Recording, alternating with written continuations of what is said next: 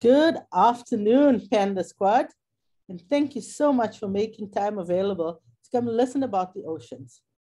This is our first Panda Squad webinar, so I hope you really enjoy it, and I hope it inspires you to look after our oceans.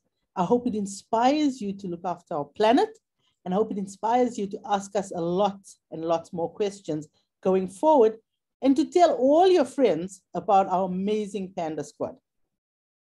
My name is Pavs, and I work at WWF, and I work in the oceans. So today we're going to talk about some weird and wonderful animals that you might not have heard about in the oceans. To begin with, I'm going to start telling you why our oceans are important. Now, many of you will think, well, our oceans are only important because they're really nice places to go and snorkel and swim, or it's a really fun place to go and slay on the beach, or actually, I really like seafood, so it's a good place to go and have some really delicious seafood. But our oceans do so much more for our planet than we actually think. One of the most important roles of our oceans is that our oceans contribute to the air we breathe. So every time you take a breath, you have to thank the oceans for giving you one of those breaths, because the ocean actually releases oxygen and uses carbon dioxide. And by using the carbon dioxide, it helps us get rid of some of our atmospheric carbon that we put in from our cars, from our coal stations, from our electricity, from burning fossil fuels and oils. We also look to the oceans for some of our medicines. If I told you something like the fact that your toothpaste has kelp in it, you'd probably not believe it, but it surely does. And when you hold your toothpaste upside down, the reason it doesn't fall out is because kelp holds it in the tube. It is also a shared resource. It is one of those places where some people go to swim, some people go to snorkel and dive, other people go there because it's their livelihoods and their jobs. It also changes our climate.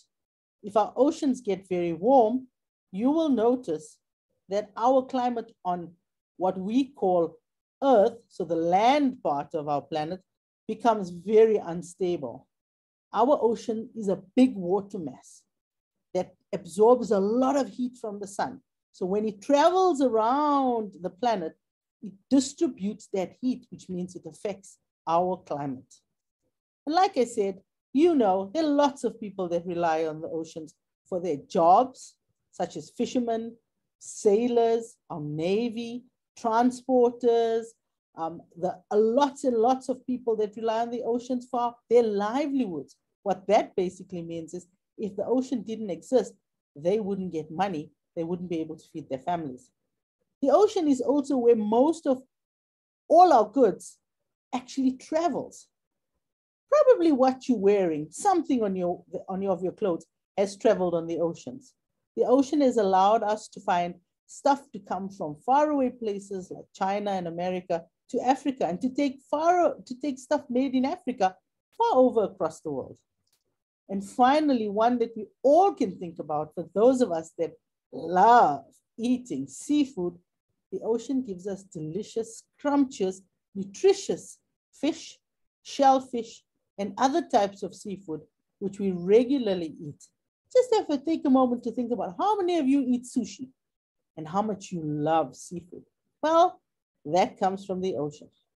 Now, before we go on, we're going to have a little game, because I always love to tell you guys about some of the more unknown creatures in the ocean. And we're going to be playing a game called, Is It Real or Is It Not? So here goes.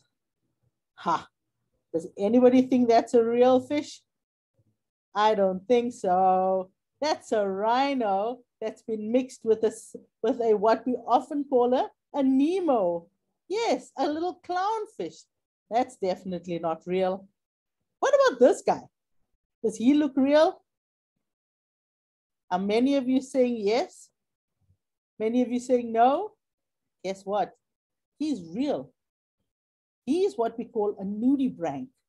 You find him in the ocean. He's a sea snail that doesn't have a shell.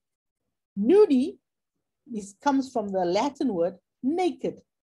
Branch comes from the Latin word lungs. And the reason we call him a nudibranch is because these little things that you see, where my pointer is circling, are actually his lungs. And his lungs are naked. In other words, they are outside of his body. If you think about your lungs, they're not outside of your body. You can't see your lungs. Your lungs are inside your chest. He's called a nudibranch because he's a funny little guy who has his lungs outside of his body. What about this guy? I think he's called a Hippopotamus crabiensis. Now, I'm making up stuff. That's not real. Is this guy real? Well, actually, he is. He's a giant coconut crab. And he's found on many islands where, guess what grows? Coconuts. He's a rare species because he eats coconuts. He comes out from the ocean, he climbs up a tree or a coconut palm, he grabs hold of the coconut, and you notice those big pincers they've got over there?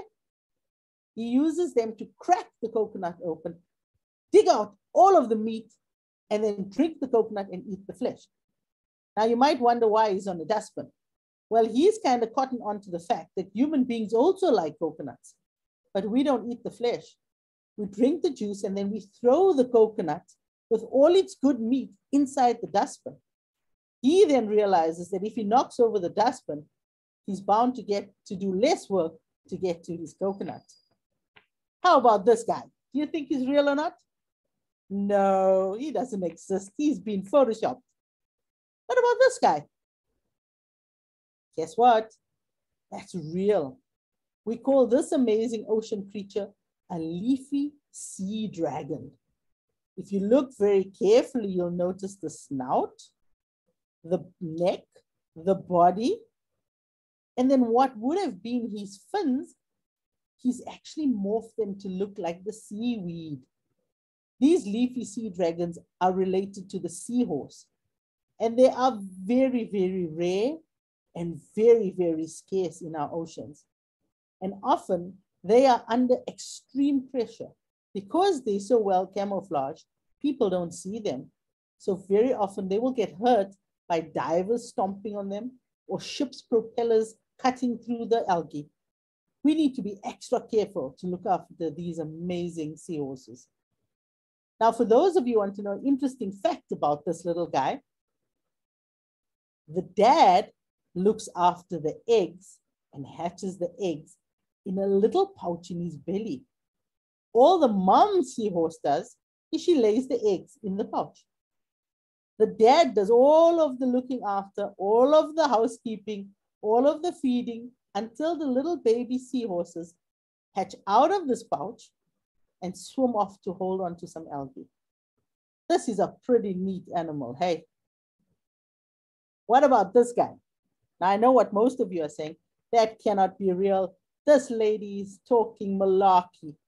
Well, actually, that is one of the oldest, most ancient creatures we find in the sea. It is called a hagfish. It is blind and it is jawless. So what I want you to quickly do is feel along your jaw. You'll feel that you actually have a jawbone. And into your jawbone goes your teeth. He doesn't have a jawbone. These malicious rows of teeth that you see go straight into his gum and straight into his cheek. He has no bones. And what's amazing about this animal is they are older than the dinosaurs, and they still exist in our oceans today. So now we're going to go back and see some ancient creatures of the deep. And the reason I want to take you on this lovely ocean journey is I want to show you what used to be in our ocean, what still exists in our ocean, and what will happen if we don't look after our oceans. These are some of the oldest creatures we ever found in our oceans. These are called plesiosaurs. They're slightly older than the dinosaur, and they were found to be 100% vegetarian. So they lived a lot on seaweed and kelp.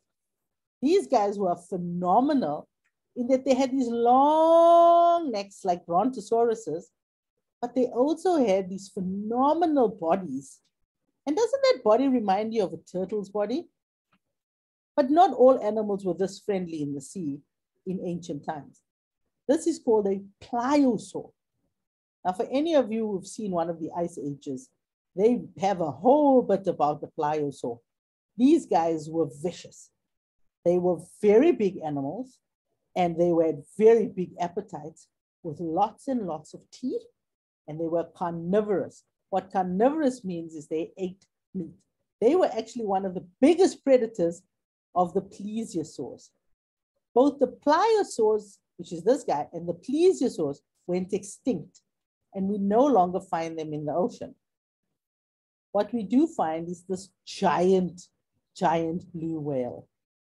The blue whale still exists. It is one of the oldest mammals when mammals began to evolve after the dinosaurs went extinct. And the blue whales are rarely ever seen. I'm going to show you some pictures of how big that blue whale really is to help you understand how big this ocean animal is. Now, who can tell me, just say it out loud wherever you are. What do you think this lady is holding? She's actually holding a shark's tooth. Now you're going to ask me, who does that tooth belong to? That tooth belongs to a long extinct shark called Megalodon. And Megalodon did exist in our waters. It doesn't exist anymore. So an artist took that size of tooth and said, well, if the tooth is that big, how big must the jaw be to actually fit that tooth? And he drew a representation of what Megalodon should look like. As you can see, Megalodon, there's the little diver. Megalodon was humongous. And what that means is he was bigger than big. I must say, as a marine biologist working at WWF, I definitely do not want to run into a Megalodon. Think Megalodon is no longer in our oceans. Now, if you want to understand how big Megalodon was, the blue is an average size of a man. The green is the great white shark that we find now in our waters. The red shark is what Megalodon used to be. Now, if you want to understand, I know for some of you, when I say 18 meters, it's difficult. 18 meters is actually 2 buses length.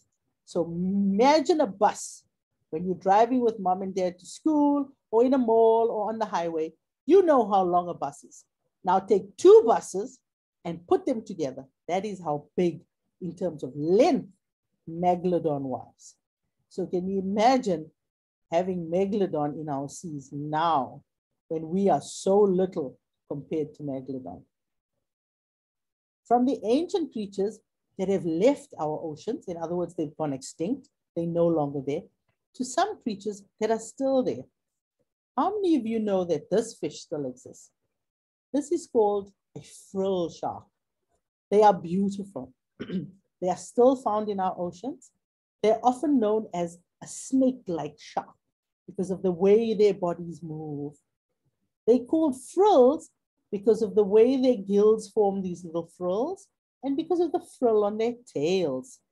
Now, what's amazing about the frill shark is that this shark is actually older than the dinosaurs, but it still exists deep down around 1,000 feet in the depths of our ocean, sometimes up to 3,000 feet.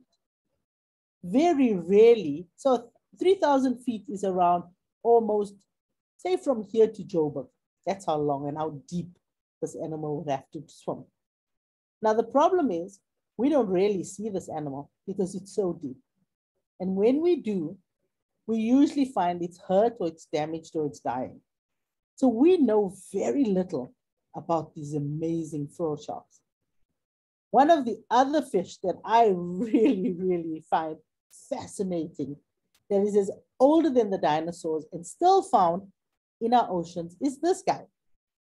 This is called a barrel-eyed fish. And yes, you are seeing that right. It is the only species of fish that has a completely transparent head. So you're actually looking into his head and looking at his brain.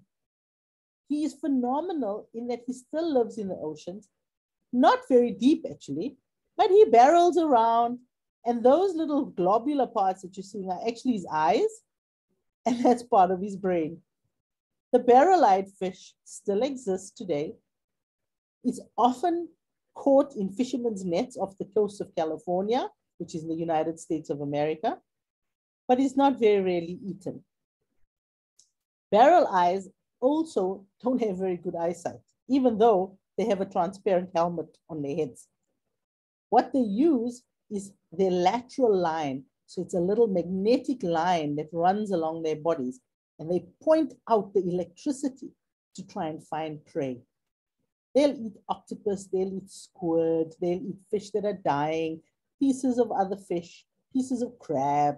They're not fussy eaters because they're not very ferocious predators, but they are amazing creatures that date many, many millions of years back and still exist. Then we're going to talk about some creatures with really big mouths. So now some of you would have seen Finding Nemo. And when Nemo and Dory go deep, deep, deep, deep, deep down, they encounter a very interesting fish. And that fish is called an anglerfish. Now, there are many, many species of anglerfish. They all are carnivores. In other words, they all eat other fish. They live in very, very deep oceans. And we know that because their eyes are very big. Fish that live very deep usually are blind or they have very big eyes. This guy has a very interesting thing. Instead of having a proper dorsal fin, which is the fin on the back that you see, his fin has actually developed into a little light that uses bioluminescence. I know that's a big word, but it uses very little bit of light and a special kind of photonic light that lights up. And what that does, if you remember in Finding Nemo, it mesmerizes, it kind of makes other fish drunk, goes, oh, look at the pretty light.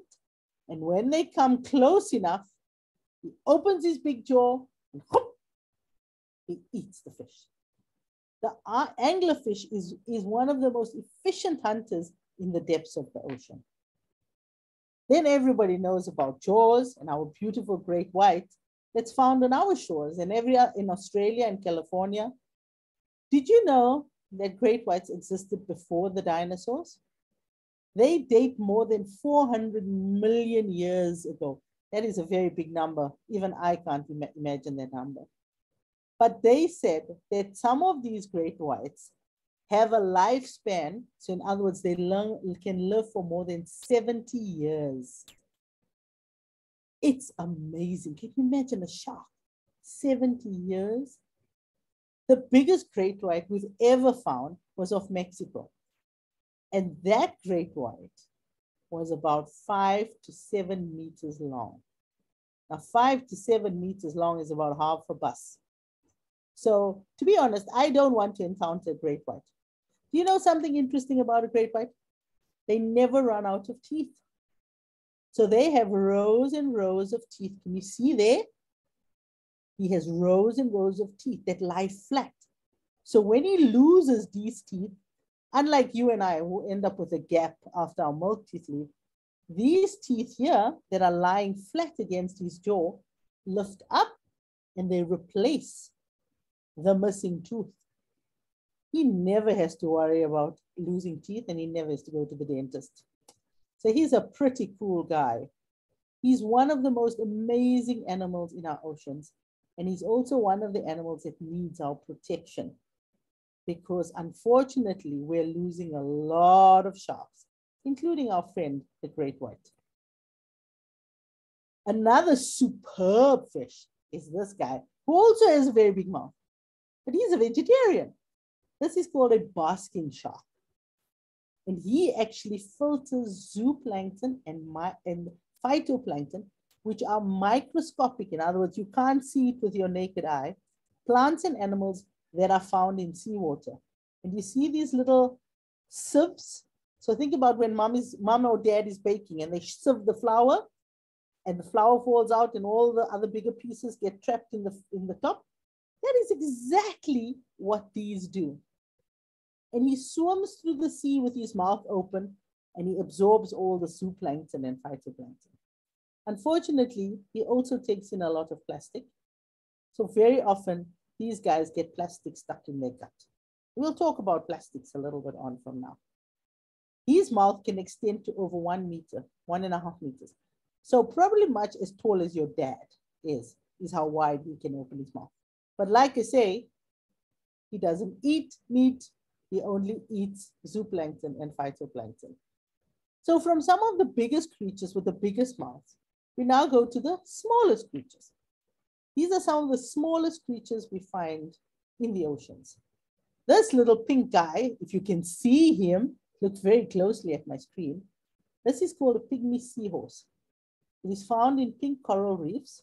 It's one of the smallest seahorse. If you have to take your mom or dad's little pinky finger and measure from the top of the finger to halfway, that's how tall he really is. That's how much he is. That's his size. This is the smallest crab we find in the ocean. This is the smallest fish we find in the ocean, the smallest jellyfish. And here you can see somebody's taken a ruler and actually measured one of those baby seahorses. These animals are tiny, but this little guy here, this little shrimp, is as small as your baby nail finger. So very often people don't even know he's there because he's so small. Now I'm going to show you some larger than life fishes. This is called a sailfish. It is one of the biggest fish in the ocean. It's called a sailfish because of its dorsal fin, which looks like the sail of a boat. And it uses that fin very effectively. Now, very often I'll get those smart kids that say, well, if the diver is far away and the perspective, the fish can't really be that big. Well, this is his eye. That is the size of a sailfish's eye. It's in somebody's hands. So if the eye is that big, can you imagine how big the head is that eye must fit in? Some of the biggest creatures we actually find in the ocean happen to be jellies. This is called the giganteous jellyfish. Thank God it's not found in South Africa. It is found in Australia, and it can travel kilometers and kilometers and very far across the ocean, just feeding and drifting along happily. It is poisonous, so this diver must be very careful not to get stung, like Dory got stung by the jellyfishes. And then you remember our friend, the coconut crab? This man is being very brave. I would not let a coconut crab climb up on me. That's just looking for danger. Then there's this guy. Now, recently, some of you would have heard about a giant squid having washed up very close on South African shores. This is the giant squid. It is the biggest cephalopod or squid or family of squid ever found in our oceans. One tentacle, which is from the head to the bottom, which we often know as calamari, can be up to 9 meters. That's almost as long as a bus, just slightly shorter. A bus is about 12 meters.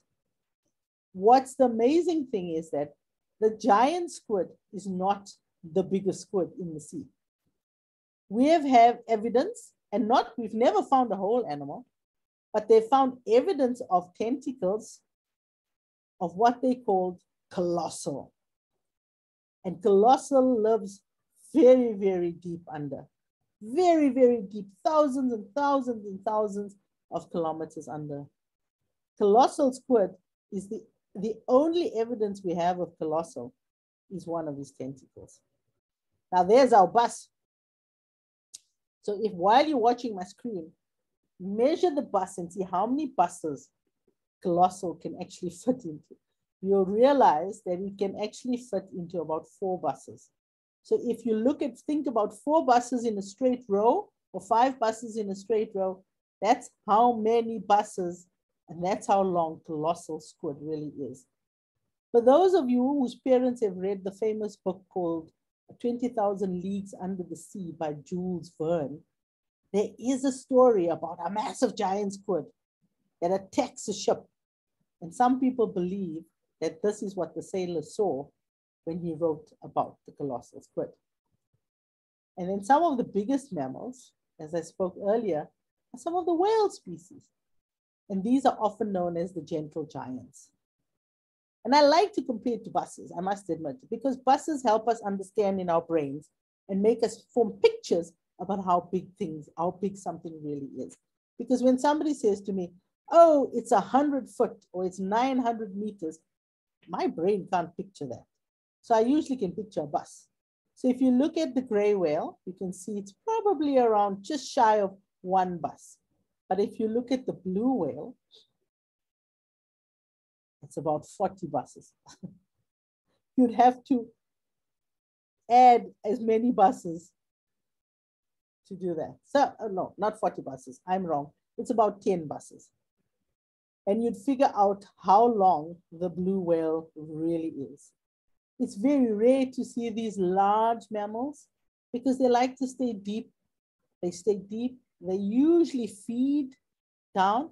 And it's said that some of these guys will feed on those octopus and those squids when they die. And the opposite is true, that a giant squid will eat a dying carcass of a blue whale. Then in the oceans, we just get some plain strange animals. Look at these guys. This is another type of nudibranch. And look at all these bits she's got sticking out of her to completely confuse her predators. She's usually red or pink because she's poisonous. So people that other animals know, we should not eat this particular slug. And it's amazing, but when she moves in the water, it looks like a dancer with a very frilly dress. This animal over here is called a wogglong. I promise you, I'm not making up that name. It's a type of species of shark. Wogglongs actually have these frills and they sit flat on the rocks. And when another fish comes close by, you can see his eye over there, his mouth over there. He lifts his mouth and he grabs it. But what other fish are attracted to are these little frills that wave in the water as he sits there. And they think, oh, that might be something nice to go and eat. In the meantime, it's actually his clothing, his frilly look. And he uses that to attract fish. We then have these fancy guys, they're called hatchet fishes. They always look like old grandfathers with very big eyes. These guys, like I said to you, are found very deep in the ocean. The bigger the eye, the deeper the fish is from. And then this guy does exist. He is not a figment of Men in Black imagination. He's found off the coast of Australia. He's known as the blob fish. And he's often caught in trawl nets because he's right on the floor of our oceans. He eats lots of rotting stuff. So he has not a very healthy diet, but he does exist. And he actually looks like that. I've seen a specimen of a blobfish. And then we just have some amazingly cute ones, as you know. Our favorites, penguins, seals, dolphins. And these are 2 species of nudibranch that come from Jamaica. There are these amazing colors that look like a beautiful fiesta of color or carnival on a coral reef. 2 of my favorite animals that are positively amazing in the oceans are the mantis shrimp. This shrimp is phenomenal. And I'm going to tell you why. There's 5 reasons I can tell you why, but some of my best reasons are. It can create such a force with its jaw when it stuns its prey that it is the same amount of force as a .22 caliber gunshot.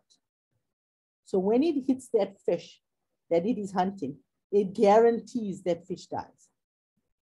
The other thing is, often you will find that they don't keep mantis shrimps in aquariums because they will crack the glass with those powerful jaws. They also have this phenomenal armor. which is like a bulletproof vest. It is called Kevlar. And it is the same technology that we made bulletproof vests as human beings is based on this animal. But one of its most magnificent features are its eyes. Human beings can see 4 spectrum of color. Mantis shrimps can see 12 spectrum of color. So can you imagine what the mantis shrimp sees when he looks or she looks at a coral reef?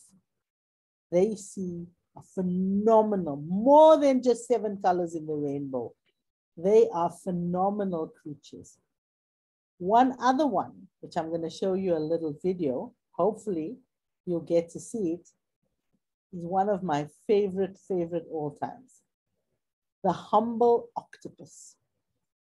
It is the only creature that can change color, shape, texture, and pattern.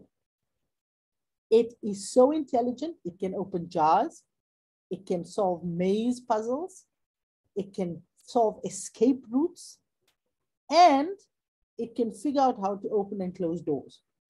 So here's a little video of how amazing they can camouflage. If you're an octopus or a cephalopod, you need to really understand how to use your surroundings to hide. In the next scene, you're going to see a nice coral bottom. And you see that an octopus would stand out very easily there if you couldn't use your camouflage, use your skin to change color and texture. Here's some algae in the foreground and an octopus. Isn't that amazing? Now Roger spooked him, so he took off, the cloud of ink, lands, and when he lands, the octopus says, I've been seen, best thing to do is get as big as I can get. That big brown makes his eye spot very big. So he's bluffing. Let's do it backwards. I thought he was joking when he first showed it to me. I thought it was all graphics. So here it is in reverse. Watch the skin color, watch the skin texture. Just an amazing animal, can change color and texture to match the surroundings. Watch him blend right into this algae. 1, 2, 3. How amazing is that? The octopus has disappeared. Completely looks like the algae.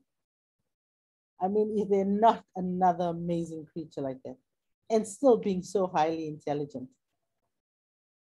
If you're an octopus or... So that's what's amazing about our oceans. It has unbelievable beauty, unbelievable mystery, unbelievable creatures that are so out of this world, they seem alien. And yet, when I talk to most people, when they think about the oceans, they see this. And all they think about is how much I can eat from the oceans. But our oceans are in trouble. And there's many problems. There's climate change, oceans are getting warmer. We're taking too much fish through overfishing. We're killing too many of the big predators like sharks and dolphins and turtles. Our coral reefs are dying. And we're throwing tons and tons and tons of pollution into the ocean. In particular, plastic. We're putting far too much plastic in our ocean. We're actually suffocating our oceans by how much plastics we're putting in. But let's not end this lovely talk on such a sad note. There's something we all can do. What can you do? How can you help? And I know that you famous Panda Squad leaders are going to be the next leaders that are going to change how we look and treat our oceans. So there's some simple things for you to do with your family. Start using fewer plastics. Try your best. If you don't need a straw, don't use a straw. Make sure you use recycled or recyclable plastics. Take your shopping bags. Make sure that mom remembers to take the shopping bags with her, or dad, whoever's doing the shopping. Make sure you don't have plastic cutlery and crockery. Just use the metal and glass stuff. Clean the beach when you can. This is a problem because we shouldn't be cleaning our beaches. Our beaches should be clean. But if you have to, and you know when you walk on the beach, save water. Now, some people are thinking, why is this lady talking about water and oceans? Well, it's one system. What starts in the mountains, through rain and clouds, follows a river system, ends up in the ocean. Make sure you look after water. The ocean needs as much fresh water as it does salty water. Buy products. So what we mean by eco-friendly products, don't put poisons into the oceans. Make sure that when you have household cleaners or any type of cleaners, oils, don't throw it into river systems. Don't throw it down the drain. They contaminate the rivers. Rivers lead to oceans. And eventually, it leads to all those amazing creatures I showed you. And most importantly, eat sustainable seafood. Now, what that means is find seafood that is not threatened or going extinct or collapsed. Now, in South Africa, we're in a really good position because we have the SASSI program, which WWF South Africa runs. And the SASSI program, which stands for the South African Sustainable Seafood Initiative, has a traffic light system that tells you, eat seafood that is labeled green, think twice about seafood that is labeled orange, and please don't eat seafood that is labeled red because those animals will soon not be around. And how we help you find this information is really easy. We have an app, so ask mom and dad to download the app, it's free. We have Facebook and Instagram. We also have an amazing book that you can download off our website for free and play the game. And if you're not into books, I know lots of you are now into your iPads and your tablets, we have the SASSI Ocean game, which is free on the SASSI website. And you can play this game to learn so much more about our oceans. My last slide is about you making a pledge. As a young Panda squatter, a leader, part of the Panda family, make a pledge. Decide one of the days, join your friends and say, today we're gonna make a pledge where we can make a difference to the ocean. So here are some examples, like skip the straw, opt for alternatives. Go to the WWF shop. We've got really cool straws that you can buy there. Make the switch to reusable bags. We have some of those special bags. If you go into some of the stores, you will actually see a WWF bag. And every time you purchase the bag, you help us save the ocean. Most of you kids I know are really good, and you use a water bottle and mom puts your lunch or dad puts your lunch into a plastic container. Keep up those good habits. Make sure you don't litter. Don't throw things down. I've always tell kids, remember, it ends up in the sea. Be mindful about your plastics. Challenge your parents. Ask them, Mom, is that container recyclable? If it's not, we shouldn't be buying it. And then one of the best activities you can do is to cut out a little whale shape and make pledges with your friends. And on World Environment Day, World Oceans Day, or any day, see if you stuck to your pledge. See if they stuck to your pledge. And you know what? Often when people say, oh, but I'm so little, can I make a difference? I always think about the words. For those of you who don't know who this gentleman is, he's the Dalai Lama. He's a very smart guy. And he wrote this quote, which I often have to refer to when I think I can't make a difference. And it says, if you think you are too small to make a difference, try sleeping with a mosquito. And you guys know exactly what I am talking about. With that, Panda Squad, I hope you enjoyed this talk about the world and wonderful creatures of the ocean. We're going to come back to you soon with another little webinar. Think about how you're going to make a difference. Chat to us. Be a part of making a difference. Because guess what, Panda Squad? This planet belongs to you. Thank you very much. Have a wonderful evening with your families.